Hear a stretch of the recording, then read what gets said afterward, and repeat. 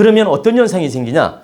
그 상가에 들어간 임차인들도 득되지 않고 그 주인은 기운이 탁해지는 건물에 의해서 성주신이 거부 반응을 일으키게 돼요.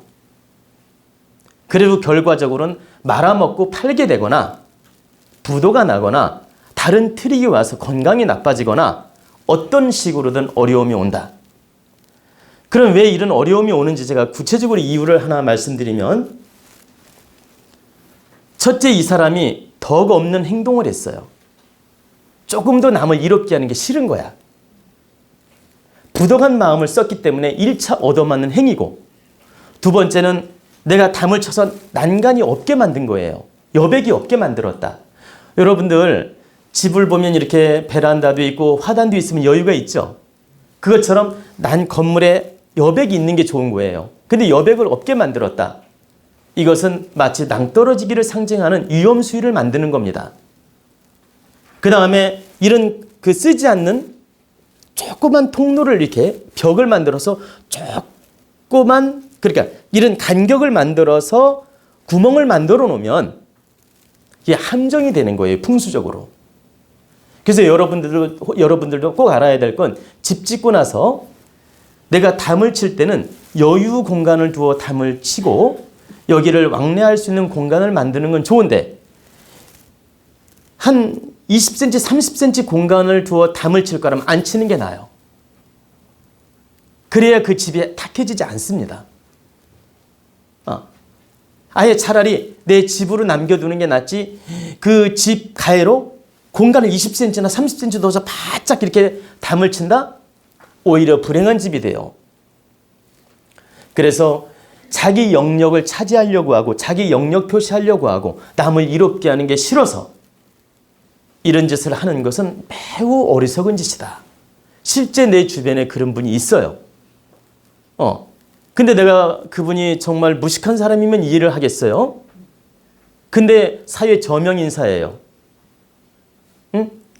내가 누구라고 이름은 될 수 없죠? 소위 대학 교수란 사람이에요. 이런 저명 인사가 얼마나 무지하면 그렇게 부덕한 마음을 쓰느냐 이 말이에요. 즉 자기가 망하는 짓을 하고 있다. 그래서 절대 그런 짓을 하면 안 된다고 내가 권한 적이 있어요.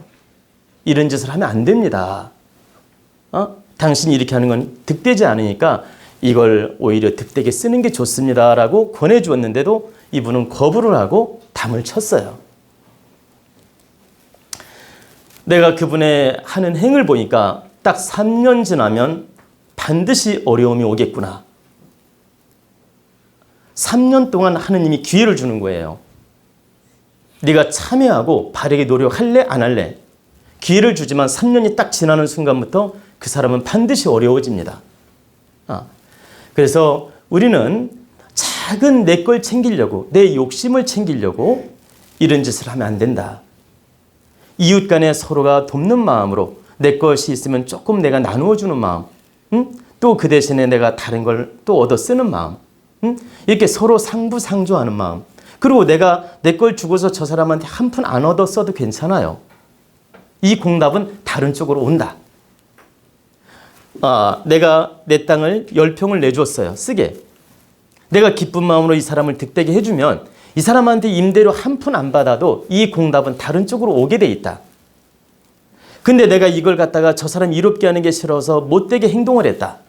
그리고 자기는 쓸모도 없는 땅인데 거기서 아주 이익을 챙기려고 막 임대료를 받아냈다. 억지로. 이 탁한 에너지는 반드시 자기를 치게 된다.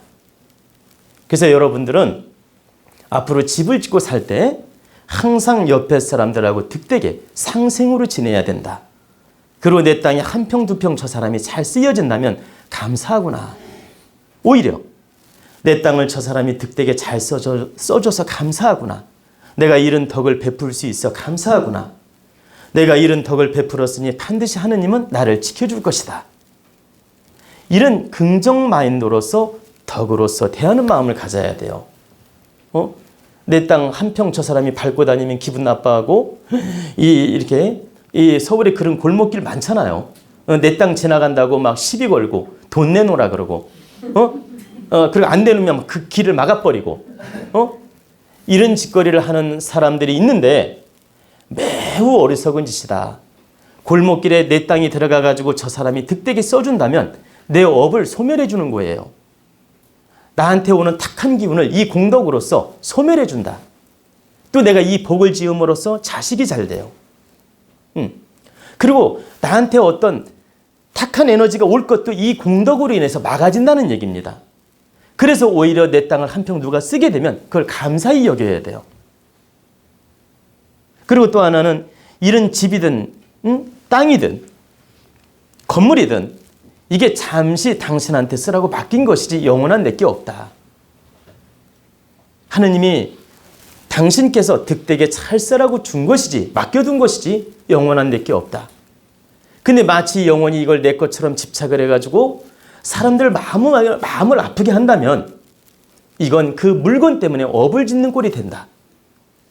그래가지고 결과적으로 자신을 망치는 꼴이 된다. 즉 자신만 망치면 좋은데 자식까지 어렵게 만든다라는 거예요. 우리 국민들이 이렇게 임대업, 임차인 이 관계를 잘못 운영해서 어려워지는 사람이 대단히 많다.